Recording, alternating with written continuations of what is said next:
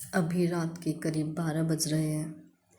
सुबह की निकली मैं कोर्ट में पूरे दिन खड़े होकर इधर उधर कोर्ट के चक्कर लगाकर क्लाइंट से बात करके उनकी समस्याओं को सुनकर उनका समाधान निकाल कर जब थक कर बिल्कुल चूर होकर मैं शाम को घर आती हूँ, जिसके बाद भी मेरे ऊपर बहुत फाइल्स का बोझ होता है। उन क्लाइंट्स की आशाओं का बोझ होता है जो उम्मीद लगाए बैठे हैं कि मैं वकील साहब को अपनी समस्याएं सुना आया हूँ या आई हूँ। अब वो कुछ ना कुछ सही समाधान निकाल के मुझे इस वैधानिक समस्याओं से दूर कर देंगे। उनकी फ़ाइल का बोझ जो मेरे सर पे रहता है, उनको लेकर अभी बैठी हूँ, काम कर रही हूँ। रात के 12 बज रहे हैं।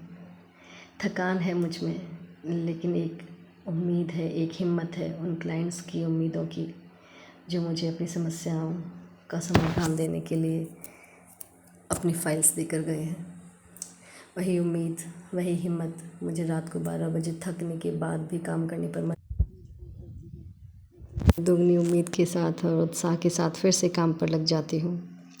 बस इसी वक्त मुझे एक कविता याद आई हरिवंश राय बच्चन जी की, जो मन किया कि आप लोगों के साथ ज़रूर शेयर करूं उसकी पंक्तियाँ।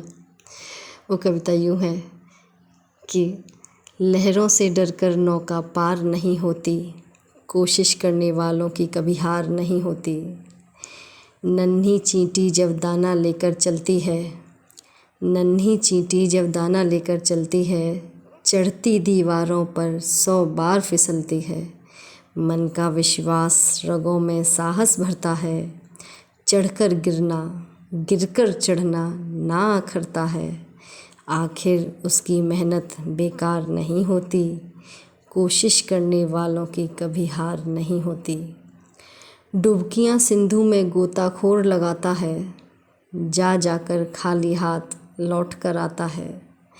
मिलते नहीं सहज ही मोती गहरे पानी में, बढ़ता दुगना उत्साह इसी हैरानी में।